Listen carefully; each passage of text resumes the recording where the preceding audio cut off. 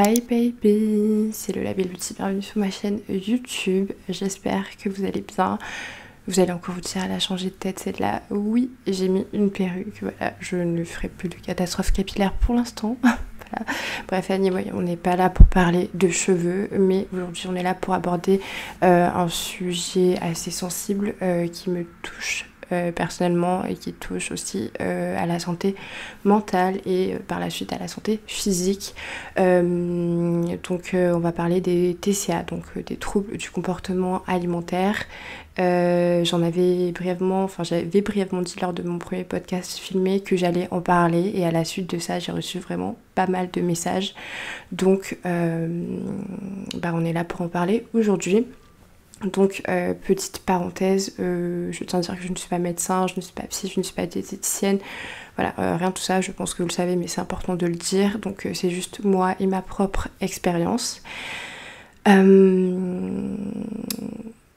Je parle jamais de ça parce que pour moi c'est une partie de ma vie à laquelle je ne m'identifie plus, certes qui fera toujours partie de ma vie, mais à laquelle que j'ai mis de côté, comme toutes les choses difficiles à peu près que j'ai vécues dans ma vie, et toujours aller de l'avant, même si ça fait partie de mon histoire, mais voilà, je ne m'identifie plus à cette partie de ma vie.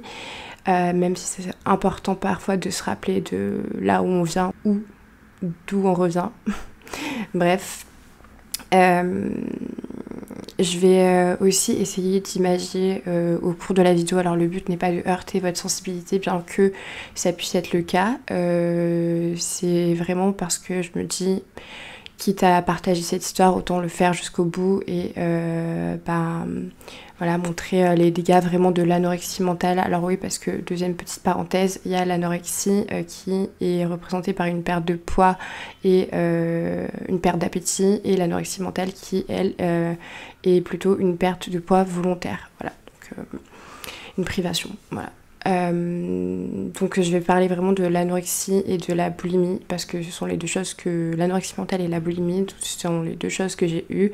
Donc la boulimie qui était un peu inévitable, qui était la suite de l'anorexie mentale en fait, parce que privation, etc. Bref, je vais vous expliquer un petit peu mieux au cours de la vidéo. Si je fais vraiment cette vidéo, c'est dans le but de pouvoir peut-être aider, d'apporter mes conseils, enfin pas mes conseils mais plutôt mon expérience, et que ça puisse potentiellement aider certaines personnes, et voilà, montrer que c'est possible de s'en sortir, qu'aujourd'hui, clairement, mon corps est mon outil de travail, j'ai envie de dire. Donc voilà, il y a quand même un monde entre ce qui s'est passé et aujourd'hui. Donc voilà, bref, on va commencer dans le vif du sujet. Alors moi, il faut savoir que...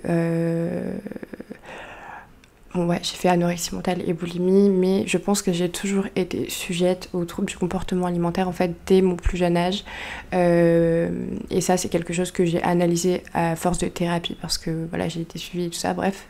Vous allez voir.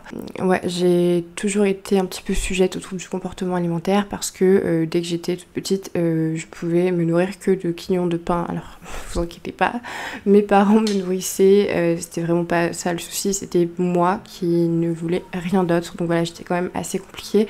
Et les pédiatres disaient à mes parents à ce moment-là que il fallait me laisser faire, que j'allais trouver mon équilibre à un moment donné et la bonne manière de m'alimenter. Voilà. Sauf que en grandissant, voilà, ça s'est pas trop arrangé non plus. Je mangeais pas beaucoup, j'avais un petit appétit en fait, j'étais une petite crevette comme ma mère disait.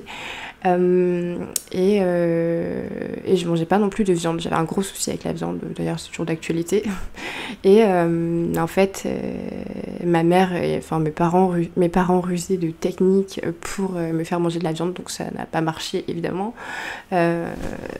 Et des fois ils me laissaient des heures devant mes assiettes, et c'est pas quelque chose d'anodin parce que j'en garde quand même un souvenir assez dur, et je pouvais carrément m'endormir dans mon assiette. Voilà, donc pour vous dire, quand je ne voulais pas, ça ne passait pas. Et pareil à la cantine, je ratais des tonnes de récréation juste pour rester devant une assiette que je ne mangeais pas, mais donc voilà, je ne saurais pas dire si c'est ça qui a vraiment impacté qui a été un peu l'élément déclencheur, parce qu'il y a plein de raisons différentes en fait qui sont mêlées à tout ça. on va en parler aussi. Et un jour, je me souviens d'un truc qui est un élément quand même assez important. Je me souviens que j'avais mangé, c'était après l'heure du goûter je crois, et j'avais pas l'habitude de manger autant que ça, et je me suis jetée sur 2 sandwichs et 2 paquets de chips, et j'ai même pas réfléchi en fait, honnêtement. Je devais avoir 8 ans à cet âge-là, enfin je devais avoir 8 ans à ce moment-là, donc j'ai même pas réfléchi, juste j'avais faim et c'était une petite compulsion je pense, mais voilà, j'ai englouti ça, alors que d'habitude je grignotais et je mangeais pas autant, donc je pense que mon corps a très mal supporté, et j'ai été malade, mais laisse tomber, un truc de fou. Je n'arrêtais pas de vomir, et mes parents ont même dû m'emmener à l'hôpital dans la nuit, tellement ça s'arrêtait pas, pour que on me donne un médicament pour arrêter de vomir. Bref voilà, hyper fun. Et, et donc après ça, j'ai développé une phobie qui s'appelle l'hémétophobie, je crois que ça se dit comme ça, j'espère que je vais pas mâcher les mots, mais voilà, c'est la peur, phobie, enfin c'est la phobie de vomir. Voilà, clairement j'avais une peur juste dingue de vomir, j'étais traumatisée, donc rien qu'entendre le mot vomi, ou entendre quelqu'un vomir, ou même moi prononcer le mot vomir, je ne pouvais pas,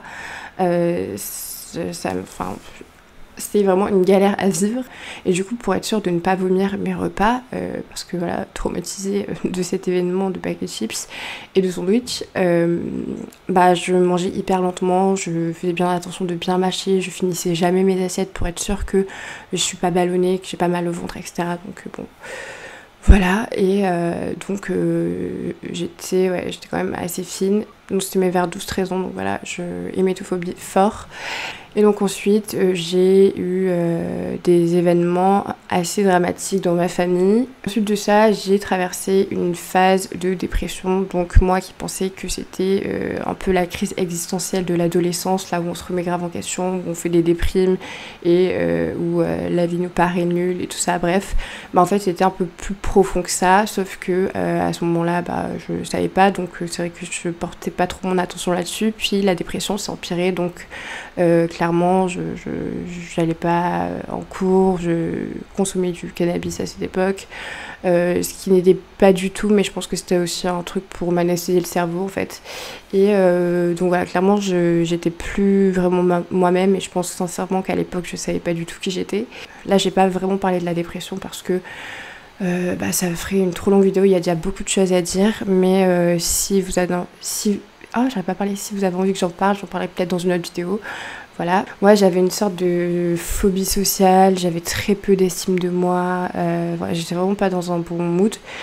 Et bref, s'en est suivi des TS, donc voilà, je vais pas dire ce que c'est une TS, je pense que vous le savez peut-être ou peut-être pas, ou sinon allez regarder sur internet, voilà.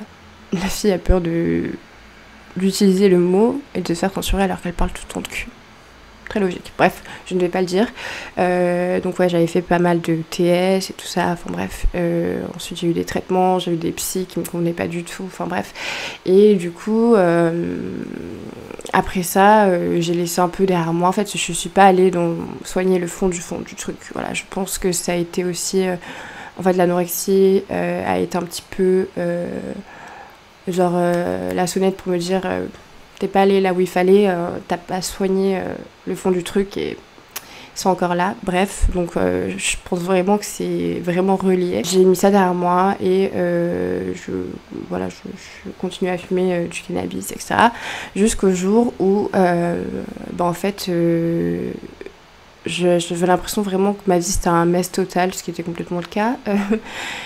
Et je me sentais très seule, et à la fois... j'avais besoin d'attention, mais j'avais besoin en fait j'avais la sensation de ne pas avoir le contrôle dans ma vie, que tout me glissait entre les doigts, et j'avais vraiment besoin de me sentir fière de moi, qu'on soit fier de moi aussi, de réussir à faire quelque chose dont je suis fière. Donc je me suis dit que j'allais me mettre au sport. Donc voilà, la première intention était bonne, parce que je me suis vraiment dit ok, je vais essayer de faire quelque chose de différent, de me sentir mieux, et pour moi je me suis dit ok, on va essayer de faire du sport. Donc voilà, ma première intention était, l'initiative était bonne, c'est ce que je pensais, mais mais c'était que le début des problèmes, voilà. C'est vrai qu'à ce moment-là de ma vie, j'avais très peu d'estime de moi, j'avais pas confiance en moi, j'avais des problèmes dans mes relations en général, donc voilà, phobie sociale, avec des tendances à saboter mes relations. Donc ouais, je pense que l'initiative première était d'apprendre à m'aimer, mais surtout d'être aimée un peu de tous. En fait, j'ai cherché vachement aussi l'attention des autres, la validation, le regard des autres m'apportait beaucoup à ce moment-là de ma vie. Et ouais, je pense que je voulais être aimée de tous.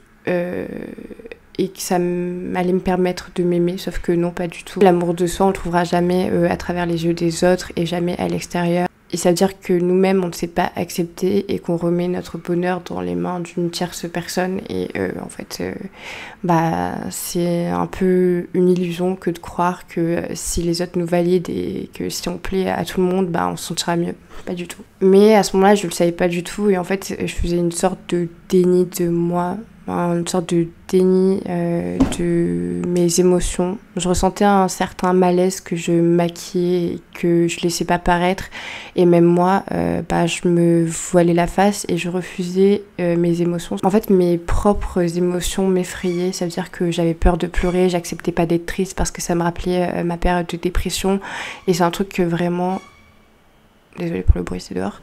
C'est un truc que vraiment j'essayais d'enfouir comme en mode non, je vais bien, je vais faire du sport et je me sentirai encore mieux, etc. Donc c'était vraiment pas un truc sur lequel je m'attardais et au final j'en ai un peu payé le prix par la suite parce que tous ces renoncements à moi-même, c'était finalement des petits crimes à chaque fois contre moi qui me dirigeaient tout droit vers ma tombe. Voilà. C'est super gay, je sais, bref. Je parle assez cru et je veux pas qu'il y ait de la pitié ou de quoi que ce soit de la sorte. Vraiment, là, je vous raconte l'histoire, comment je l'ai vécue et ce que je ressentais à ce moment-là. Aujourd'hui, ça va mieux, vous inquiétez pas. Voilà. Je sais pas si vous inquiétez, mais je le dis quand même. Anyway. Donc ouais, je m'étais mis au sport, je faisais très attention à ce que je mangeais, je commençais petit à petit à vraiment réduire mes calories, les repas, je commençais à faire une obsession de mon poids et pourtant j'avais l'impression de contrôler pour la première fois quelque chose dans ma vie. Et c'est une sensation qui est complètement illusoire, enfin c'est complètement une illusion cette sensation parce que quand on a des TCA, on ne contrôle pas. C'est qu'une impression et un jour je me souviens d'un gars qui faisait partie de mon ancien groupe de potes et moi j'avais un petit peu ralenti ma consommation de cannabis et tout, je voulais vraiment être un peu la fit girl, etc. Donc je disais à tout le monde que j'avais commencé le sport. J'avais un poids totalement normal, je faisais 55 kilos pour 1m69, 70. Et c'est vrai que je faisais pas trop attention moi, à mon physique, mais j'ai une assez bonne génétique, je dois dire. Donc du coup, j'avais pas à me plaindre ou quoi que ce soit, parce que maintenant quand je regarde des photos d'avant, je me trouvais très très bien. Et en fait, ouais, c'est vraiment là où je me dis, clairement, c'est tellement tout dans la tête, cette maladie et ces troubles du comportement, en fait. Donc, à ce gars, je lui dis, ouais, j'ai commencé le sport et tout, hyper contente. Et il me regarde, et je pense que c'était pour me vanner, mais il m'a dit, quoi, toi, tu fais du sport, ça se voit même pas. Et ça faisait 2-3 semaines que j'avais commencé le sport, donc pour moi, j'étais outrée qu'il me dise ça. Enfin, je l'ai super mal pris, je me suis dit, waouh, je me tue à la tâche, et ça se voit toujours pas. Et je l'ai vraiment cru alors que ça se voyait que je faisais du sport, ça va que je m'entretenais, il n'y avait rien de... il n'y avait pas de quoi réagir comme ça, mais... Donc je me suis dit, ah ouais, ça se voit pas assez, t'inquiète. Et en fait, ça m'a...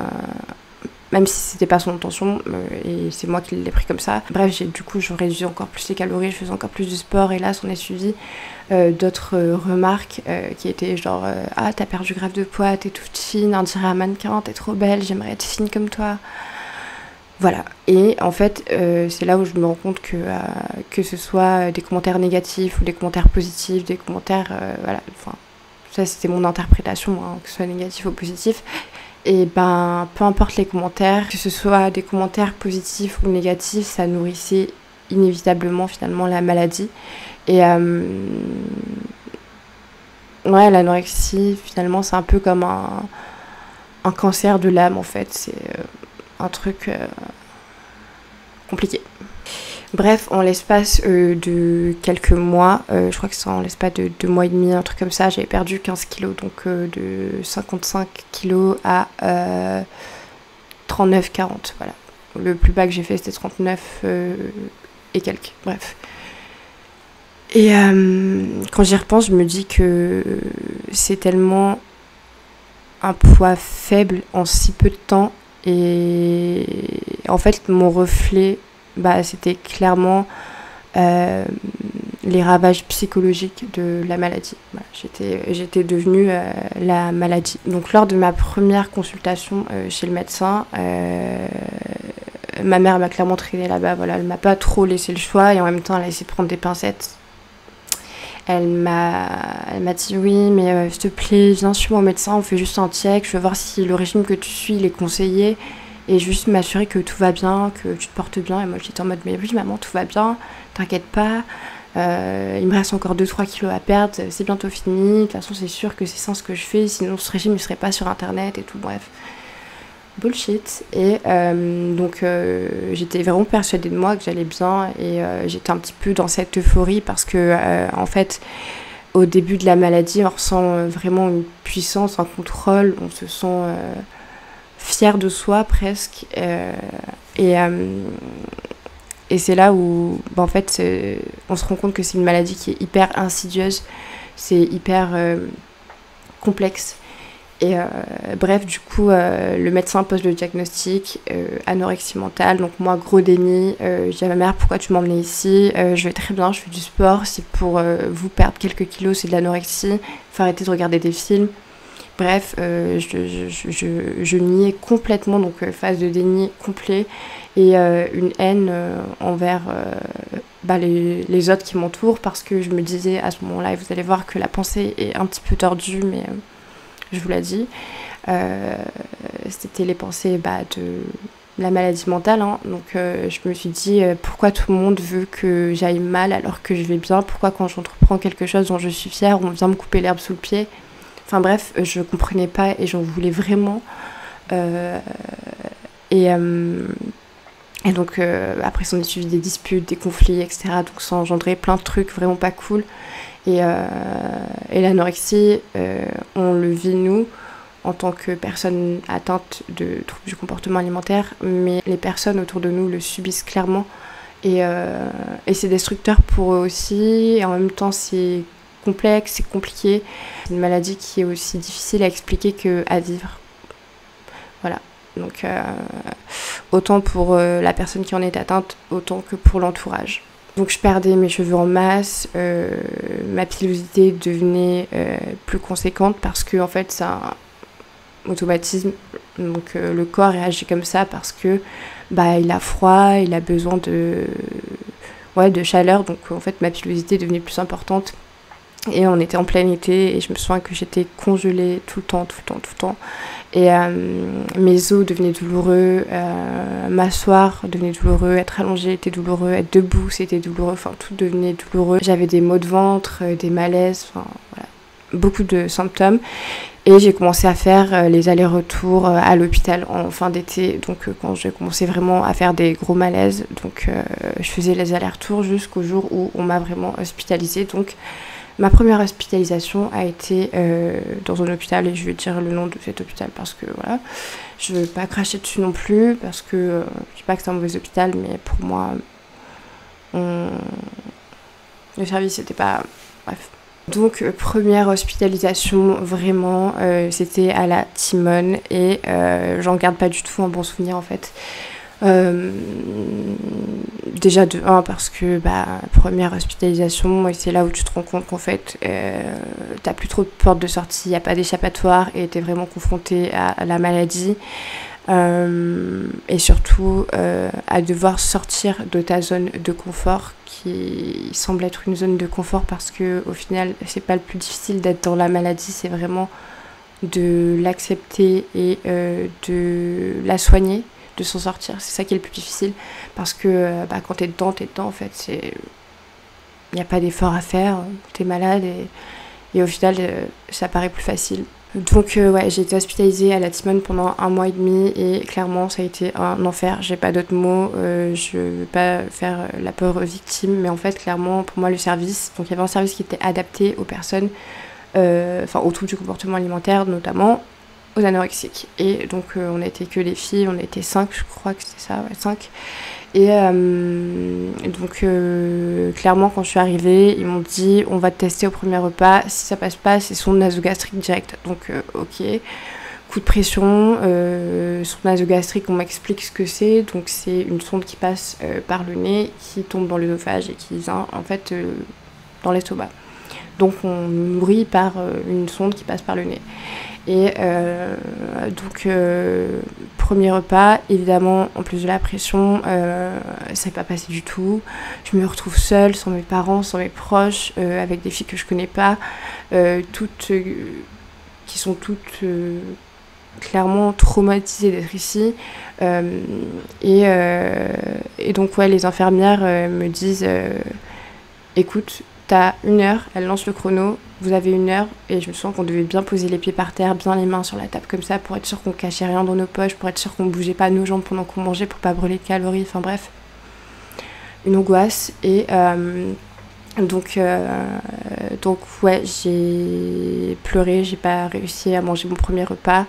Et en fait le deal c'était que si tu manges pas ton repas, t'auras le même ce soir et t'auras le même demain, et jusqu'à temps que tu le manges en fait. C'est clairement de la torture psychologique parce que quand t'es atteinte d'anorexie mentale et qu'on te dit ça, mais t'as juste une envie c'est de crever quoi, enfin c'est hyper dur.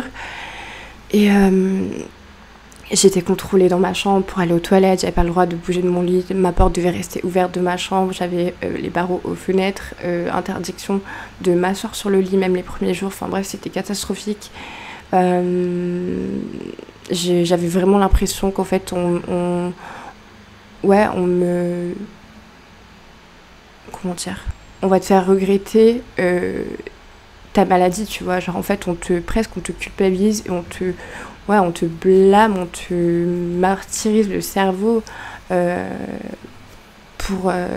parce que t'es malade en fait. Alors évidemment dans l'anorexie mentale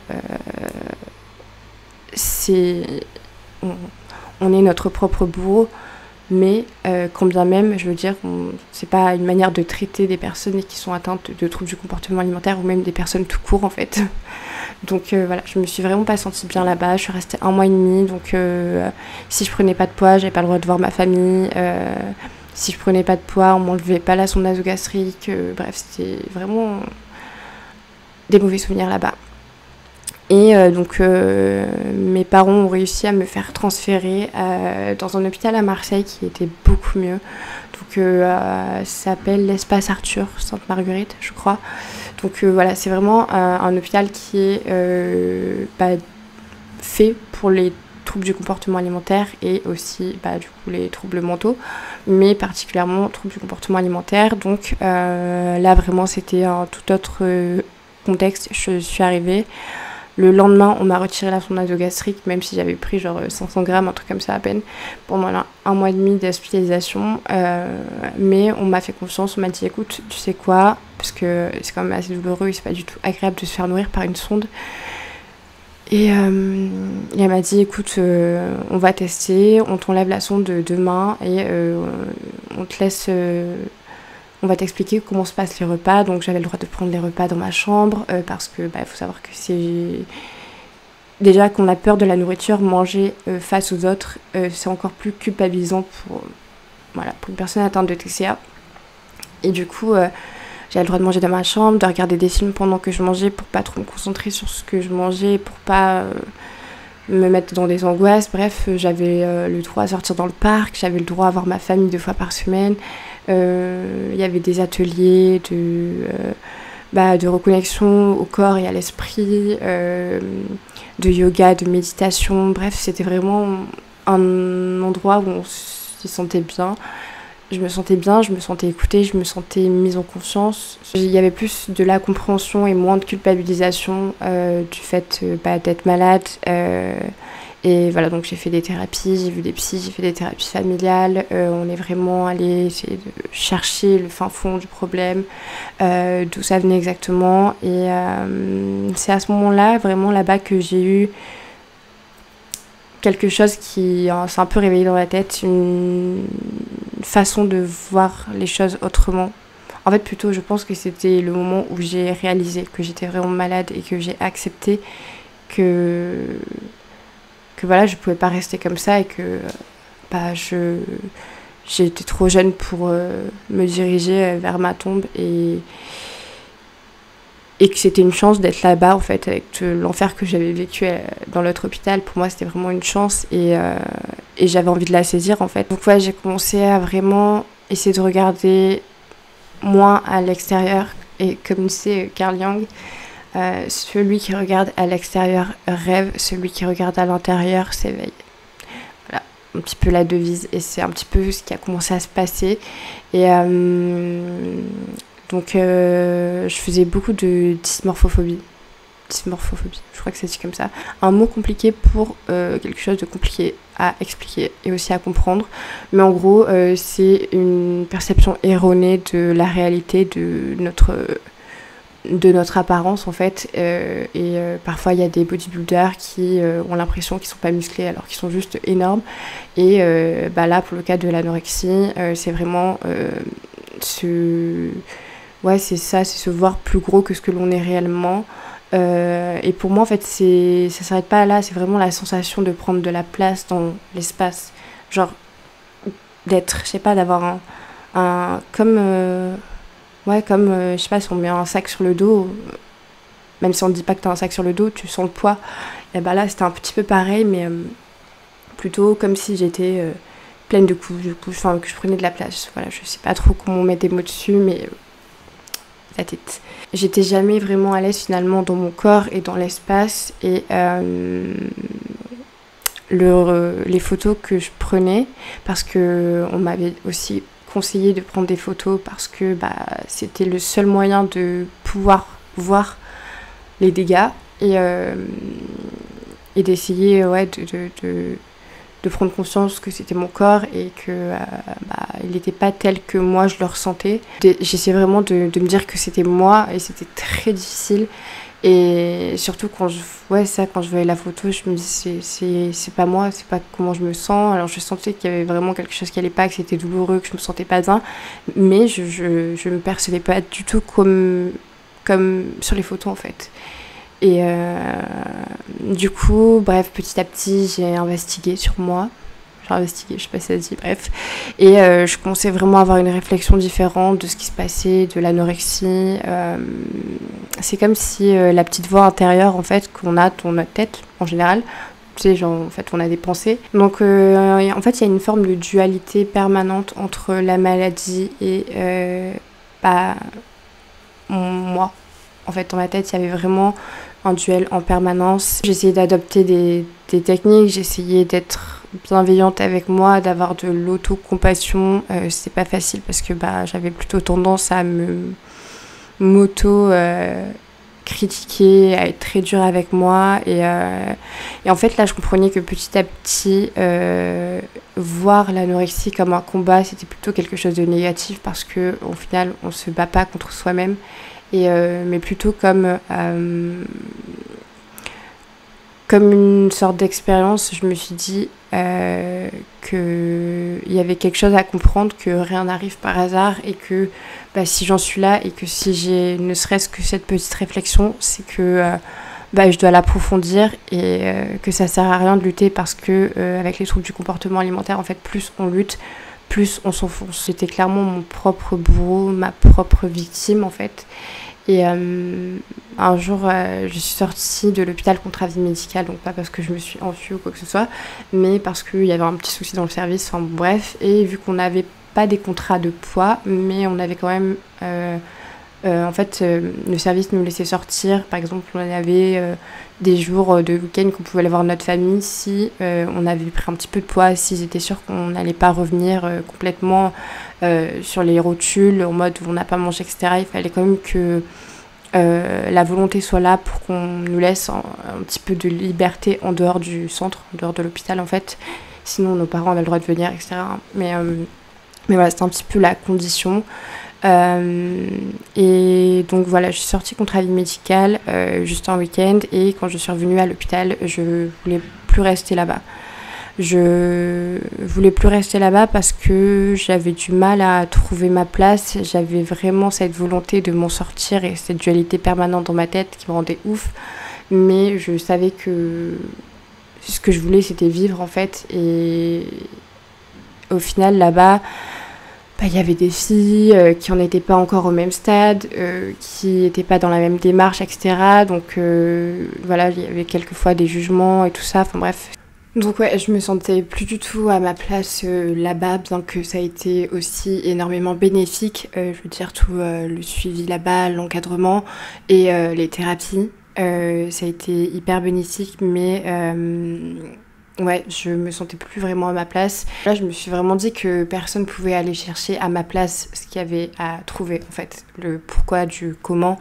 Même si j'avais quelques pistes, je me suis dit que le meilleur médicament à ce moment-là, c'était l'autocompassion, et que la meilleure thérapie, c'était l'analyse de soi, la compréhension de soi, et que si j'étais capable d'être mon propre bourreau, bah, j'étais aussi capable d'être genre mon propre médecin, mon propre médicament, je sais pas.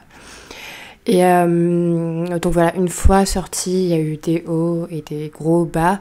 J'avais 2 ou 3 semaines, je crois, de permission. Donc c'était un petit peu un essai. Et je sais plus combien de poids je devais avoir pris quand je suis revenue. Et pendant ce temps, j'avais quand même l'hospitalisation de jour, c'est-à-dire que je me rendais quand même souvent à l'hôpital pour faire un petit check, pour vérifier le poids et tout ça. Et donc voilà, j'ai frôlé la réhospitalisation plusieurs fois, mais je pense que la psychiatre voyait vraiment que je voulais m'en sortir, et que me remettre dans cet environnement-là n'allait pas forcément m'aider, bien que mon environnement aussi dans ma vie privée, donc à la maison, n'était pas non plus l'idéal.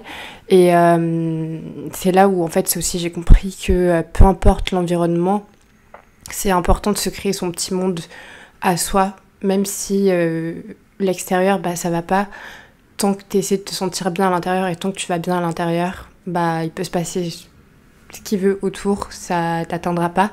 Et c'est sur ça aussi que j'ai beaucoup travaillé. Donc voilà, parfois j'avais envie d'abandonner, évidemment, parce que c'était vraiment pas facile. Et comme je l'ai dit, en fait, le plus difficile, c'est vraiment l'acceptation et le fait de sortir de sa zone de confort. Parce qu'une fois qu'on est installé dans la maladie, une fois qu'elle est là, en fait, bah ça va. On appelle ça une zone de confort, on la qualifie de zone de confort, mais au final, tout ce qui nous paraît être une zone de confort, c'est jamais bénéfique pour nous.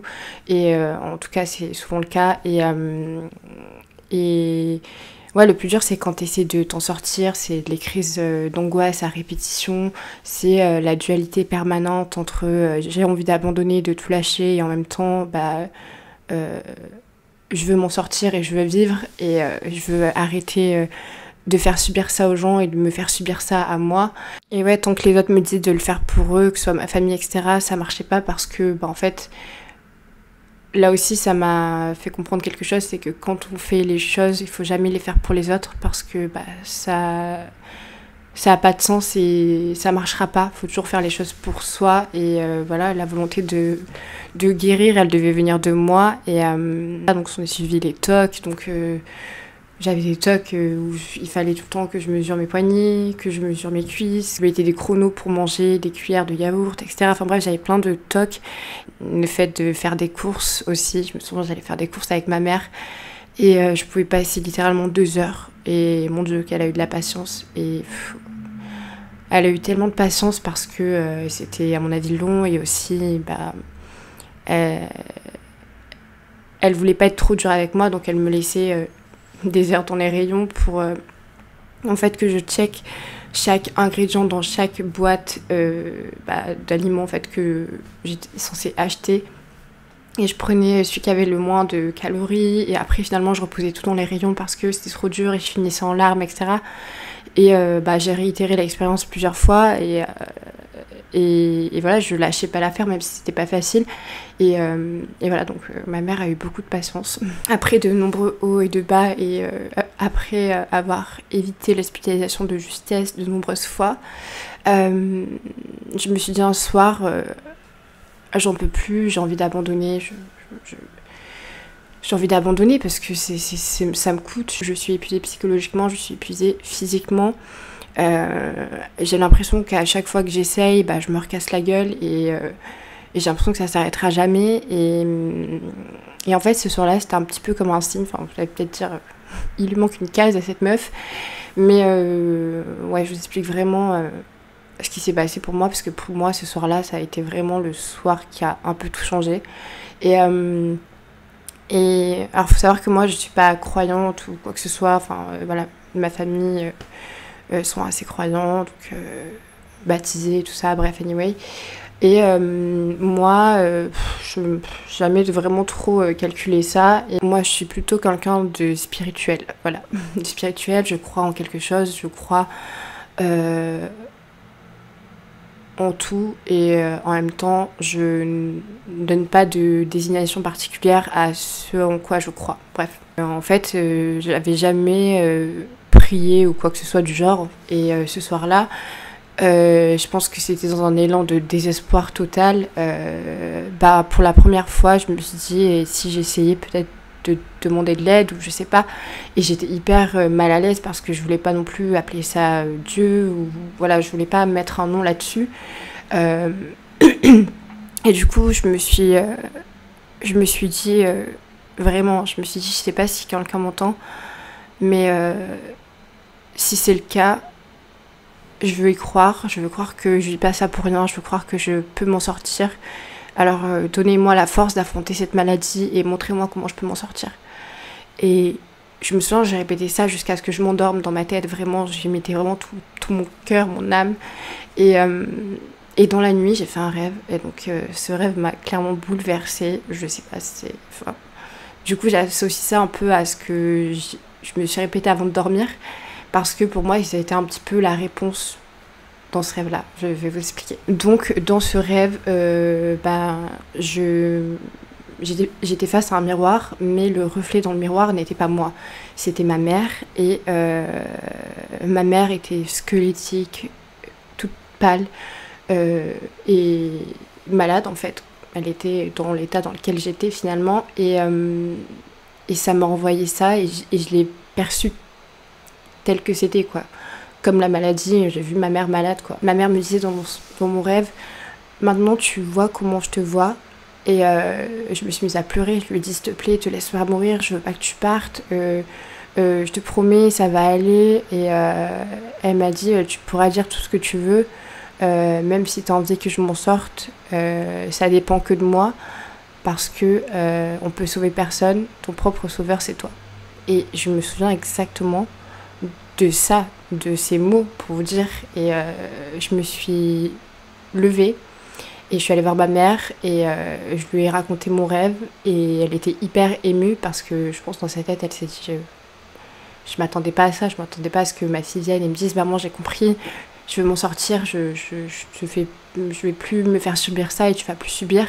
J'ai compris que si ma volonté avait été assez forte en fait pour me pousser jusqu'à mettre ma vie en danger et presque à me mettre les deux pieds dans ma tombe, et ma volonté pouvait marcher à sens inverse et me faire rebondir tout aussi fort et tout aussi loin. Et il y a eu ce déclic, voilà, à ce moment-là, cette certitude que j'allais m'en sortir et que j'allais réussir à m'en sortir.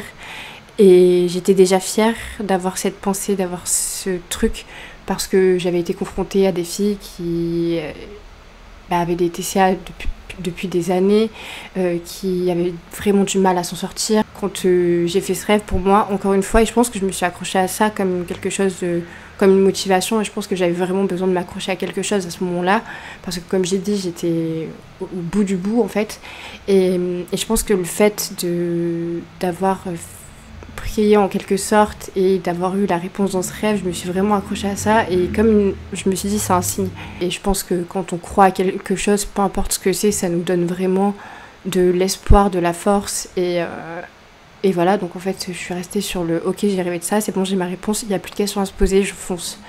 Je fonçais à fond, et voilà, je voulais vraiment m'en sortir. Et en fait, il faut savoir que durant mon anorexie, j'avais un compte Instagram qui s'appelait Luna Fight Anna. Donc voilà, je sais pas si peut-être il y aura des gens qui reconnaissent de ce compte ou pas, je ne pense pas. C'est quand même assez vieux, et j'avais quand même une bonne petite communauté. C'était un compte privé parce que je voulais que personne tombe dessus. C'était un petit peu mon journal intime, journal de bord d'une anorexique.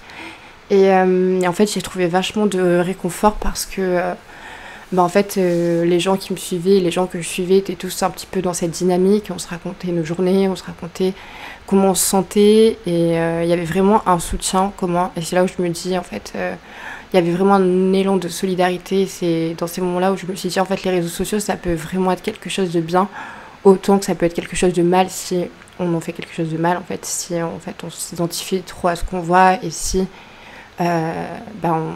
on n'est pas bien avec soi-même. Mais là, la démarche était vraiment en fait de trouver du soutien, d'avoir du réconfort, d'avoir des gens qui me comprennent mieux que personne, parce que eux-mêmes vivent ça, et que pour comprendre l'anorexie aussi complexe qu'est cette maladie, il faut, je pense, la vivre. Et voilà. Ouais, voilà, c'était une petite parenthèse, tout ça pour dire que ça m'a pas mal aidé aussi dans ma guérison, les réseaux sociaux. Et maintenant, on va bifurquer sur la boulimie. Voilà, donc la boulimie, j'ai fait des crises de boulimie parce que, en fait, c'est un petit peu la suite inévitable de l'anorexie mentale, parce que privation, et en fait, c'est un mécanisme du corps qui réagit comme ça parce que il a peur d'être reprivé. Donc en fait, dès qu'il va avoir de la nourriture et que tu vas commencer à donner à ton corps des aliments, il va switcher et se dire ok, là il m'en faut, et en fait c'est là où on perd encore plus le contrôle. Et je pense que c'est ça qui m'a vraiment mis un coup de pied dans ma progression, dans ma guérison, parce que c'est arrivé je pense quelques mois après, et en fait c'est comme si ça avait détruit tous mes efforts et toute mon estime de moi que j'essayais de travailler, toute ma confiance en moi, parce que vraiment là pour le coup, en fait avec la boulimie, on n'a pas du tout de contrôle, du tout. C'est comme si ça passait en mode automatique et on n'a plus le contrôle de rien, et on subit le truc aussi parce que je me souviens, je mangeais en cachette des quantités astronomiques de nourriture. J'allais me faire vomir. Alors quand je vomissais pas automatiquement, parce que des fois je mangeais tellement que mon corps était plus du tout habitué, et du coup ça sortait tout seul. Et après j'ai commencé à me faire vomir toute seule. Ce qui est quand même assez paradoxal en fait avec l'hémétophobie, donc la peur de vomir. Et c'est là où on voit la puissance de cette maladie mentale, parce que finalement c'est plus fort qu'une phobie que je traînais depuis que j'étais gosse, quoi, tu vois. Donc voilà, donc au début ça allait de 3 à 4 crises par jour. C'était vraiment énorme, c'était épuisant, psychologiquement c'était destructeur à mort, donc de toute façon c'est tout le process, et je me sentais tellement pas comme boulimique, enfin je refusais, parce que pour moi l'anorexie c'était un peu le contrôle, etc. et tout, et je m'étais dit de toute façon moi je passerai jamais par la boulimie, j'ai beaucoup trop de force mentale pour ça, voilà, je ne passerai pas par là. Et en fait clairement je me suis repris ça en pleine gueule, et voilà, finalement c'était inévitable, et j'ai eu beaucoup de mal à l'accepter aussi. Et pareil que l'anorexie, en fait, ça m'a un petit peu servi de schéma dans le process d'essayer de m'en sortir. J'ai essayé d'utiliser des techniques d'autocompassion, d'être plus douce avec moi-même, de ne pas m'en vouloir, et de parler un peu à mon corps. Alors, c'est peut-être paraître étrange, mais c'est comme ça que je faisais en fait. Je me disais écoute, vas-y, prends ce qui te fait plaisir, t'as le droit, tu mérites je t'interdis rien du tout. Et en fait, plus je luttais pas et j'allais avec ces pensées en mode ok, j'accepte, etc., même si c'était très dur et qu'après je pleurais, et ben ça devenait un peu plus facile à chaque crise. Puis après les crises diminuaient. Et ensuite, quand j'ai commencé aussi à en parler de la boulimie, parce que j'avais extrêmement honte d'en parler, parce que pour moi, c'était pas normal en fait de faire de la boulimie alors que j'avais un contrôle mais parfait sur avec la maladie mentale, avec l'anorexie. J'avais cette sensation de contrôle, etc. Et là, vraiment, c'était encore plus... Je ressentais de la honte, en fait. Et quand j'ai commencé à en parler et tout, ça m'a aidée aussi. Et voilà, de me déculpabiliser, de laisser la place à juste... ok, mon corps a besoin de médicaments, là c'est la nourriture, le médicament, il a besoin de reprendre du poids, etc.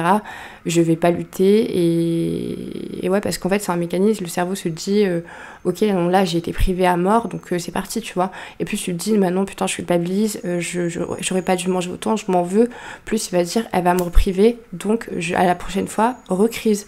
Et c'est en fait un cercle vicieux tant qu'on n'accepte pas et qu'on n'a pas justement, qu'on n'analyse pas ses pensées plus comme prendre du recul sur les pensées, essayer de comprendre le mécanisme de la boulimie, essayer de l'accepter. Je sais que c'est pas facile, mais c'est une phase qui est primordiale si on veut espacer les crises jusqu'à les faire disparaître. En tout cas pour moi ça a fonctionné. Voilà un petit peu comment ça s'est passé. Je sais pas si ça pourra aider certaines personnes, mon expérience. Je pense pas non plus avoir donné de recette magique, mais vraiment c'est l'analyse de soi, la compréhension de ces mécanismes, de ces schémas, de ces blessures, de ces traumas, et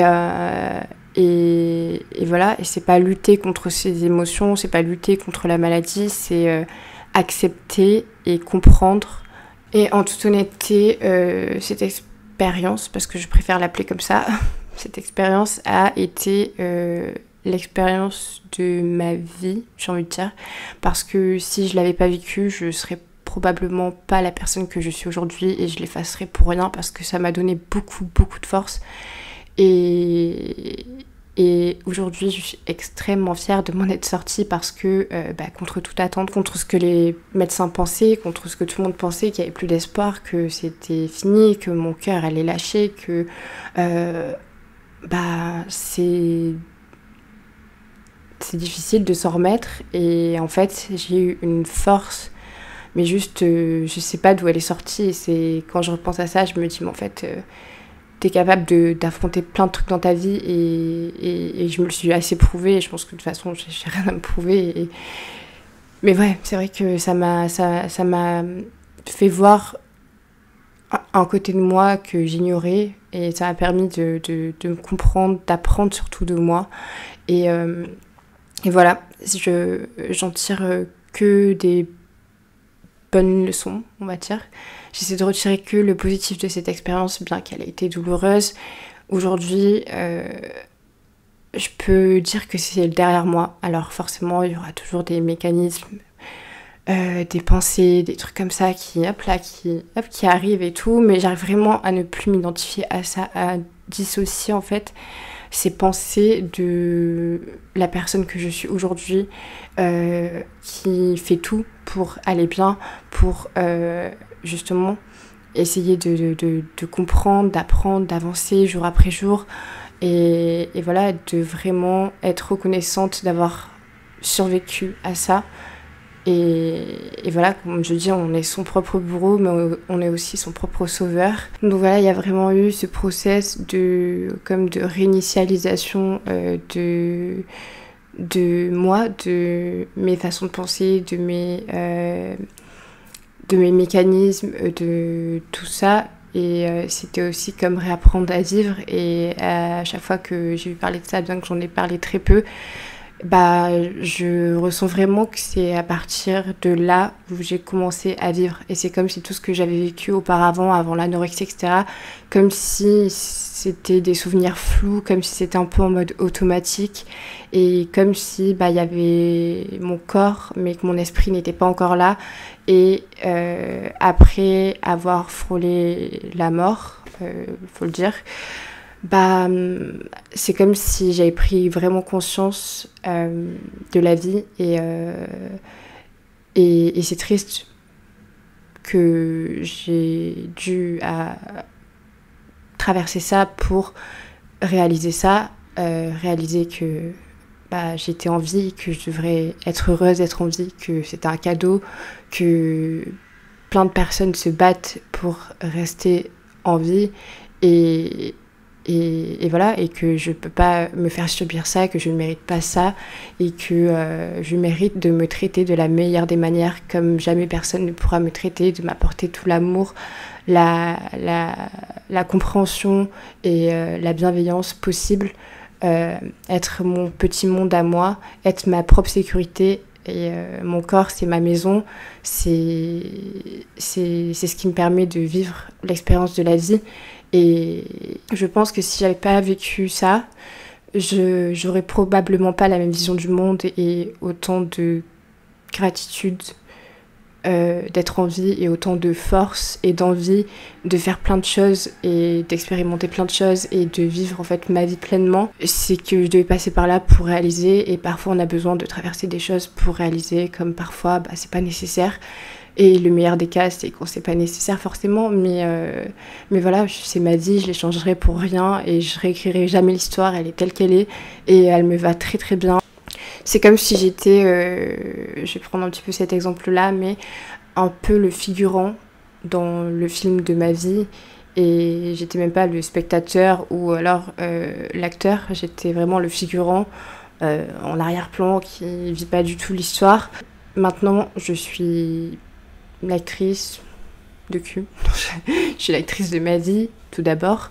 Et ouais, j'ai un regard complètement différent. Et c'est vrai que bah, du coup, c'est comme si j'avais pas vécu de choses avant parce que bah, j'étais pas, je pense, autant consciente. J'étais pas éveillée en fait, voilà. C'est surtout ça, j'étais comme anesthésiée, là mais pas là, comme un robot en mode automatique. Et voilà. Avoir traversé ça m'a permis bah, de passer juste à un cap complètement différent. Et voilà, c'est pour ça que même si ça a été dur, les plus durs combats sont donnés aux meilleurs soldats. Et voilà, si vous souffrez de troubles du comportement alimentaire, vous n'êtes pas seul, parlez-en, n'ayez pas honte, n'ayez pas peur. Soyez indulgents avec vous, soyez doux. Et ne luttez pas, essayez d'être votre meilleur ami. Comment vous voudriez traiter votre meilleur ami comme ça? Est-ce que vous méritez de subir ça? Et surtout, voilà, soyez à l'écoute de vous, essayez de comprendre pourquoi. Parfois, les raisons sont bien profondes et parfois, elles sont pas celles que l'on croit. Donc, il faut vraiment faire un travail sur soi. Moi, c'est ce que j'ai fait. J'ai énormément travaillé sur l'estime de moi, qui je pensais être, qui je voulais être et qui j'étais vraiment. J'ai essayé de me détacher complètement de schémas de pensée que j'avais, parce que les pensées sont que des pensées et elles deviennent réelles que quand on y croit en fait, que quand on décide de s'identifier à ça et de les matérialiser en fait, de leur donner vie. Et voilà, et j'ai décidé d'essayer de laisser ces pensées, de les accepter, mais au final de ne pas m'identifier à ça et de me dire quelles pensées j'aimerais plutôt avoir pour être la personne que j'aimerais devenir. Et petit à petit, voilà, j'essaie de les remplacer et voilà, d'être bienveillante avec moi-même. Et voilà, c'est avec nous qu'on doit passer toute notre vie. Et voilà, il faut réussir à trouver cet équilibre. Et je pense que c'est l'expérience d'une vie, en fait. Et qu'il y aura des événements qui vont se présenter à nous pour parfois nous confronter à des choses et nous faire comprendre des choses. Donc voilà, et si vous connaissez des personnes qui souffrent de comportement alimentaire, Bah voilà, accompagnez-les doucement, ne mettez pas non plus les deux pieds dans le plat, mais soyez bienveillants, accompagnez-les. C'est hyper courageux de vouloir déjà accepter de se faire soigner et reconnaître qu'on souffre peut-être de troubles du comportement alimentaire ou de troubles psychologiques, peu importe. C'est déjà hyper courageux et peu importe si vous en êtes à ce stade ou pas, soyez fiers de vous et voilà. Je suis toute chamboulée là, je sais pas, je pense que ça s'entend dans ma voix, mais voilà, la vie mérite d'être vécue et on est tous là pour une bonne raison. C'est à nous de vivre nos propres expériences et de faire des événements qui nous arrivent, pas une faiblesse mais une force. Voilà. Sur ce, je pense que j'ai beaucoup trop parlé, là j'ai la voix qui tremble, enfin, je pense que ça a remué pas mal d'émotions, je suis désolée. Voilà, bref, j'espère que les images vous ont pas trop heurté et voilà. Si vous voulez que je continue à en parler dans une autre vidéo, un autre podcast filmé, dites-moi en commentaire si vous avez des questions. N'hésitez pas aussi à vous confier si jamais vous êtes atteint de troubles du comportement alimentaire ou peu importe. Voilà, il n'y a pas de jugement et vous n'êtes pas tout seul. Voilà. Bref, je vous fais des très gros bisous. Merci d'avoir regardé cette vidéo et j'espère que c'était pas relou que je me confie comme ça à vous, mais là je me sens encore plus intime que d'habitude. Je vous fais des très gros bisous, prenez bien soin de vous et je vous dis à très vite.